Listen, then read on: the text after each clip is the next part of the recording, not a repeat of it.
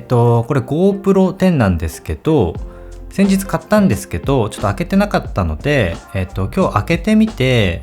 で、これからソニーの銀座のソニーストアに α7-3 のセンサークリーニングのね、予定があったので、自転車に取り付けて撮ってみたいかなと思います。ちょっと開けてみますね。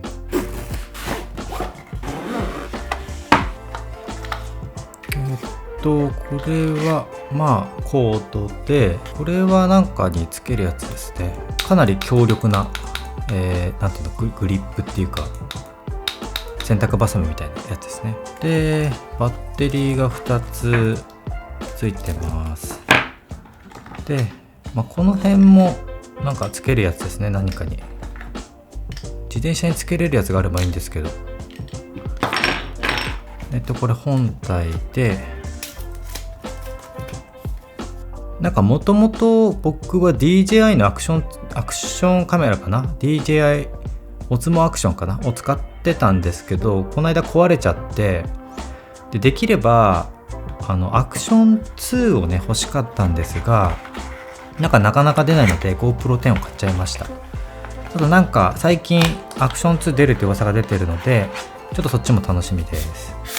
でこれがグリップですね。こんな感じかな。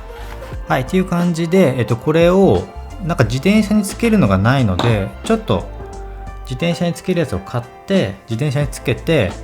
で自転車につけながら、走ってみてどれぐらい取れるのかっていうのをねやってみたいかなと思います。ちなみにこの α7-3 を今日銀座のソニーストアにセンサークリーニングしに行くんですけど、ですね、その理由はですね、センサーをねきれいにしたいんですが、時々ねゴミが入って、センサーの中にゴミが入って汚くなっちゃったりする時あるんですけど、大抵はここにねなんかゴミが入るんですが、空気とかで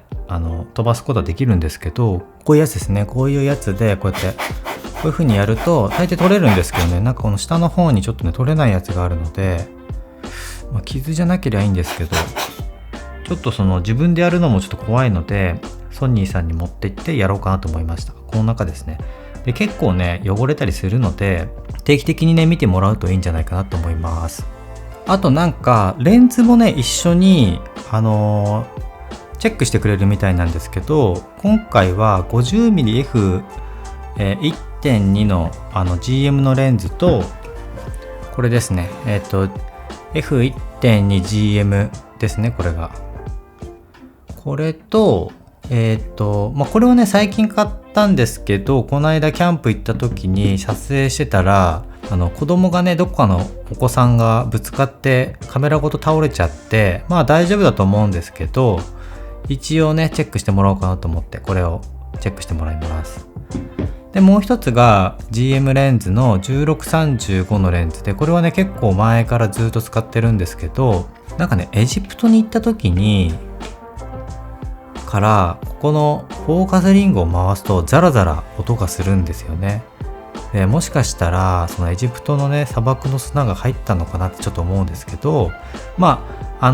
使う分には全然問題ないんですが、ちょっと気になるので今回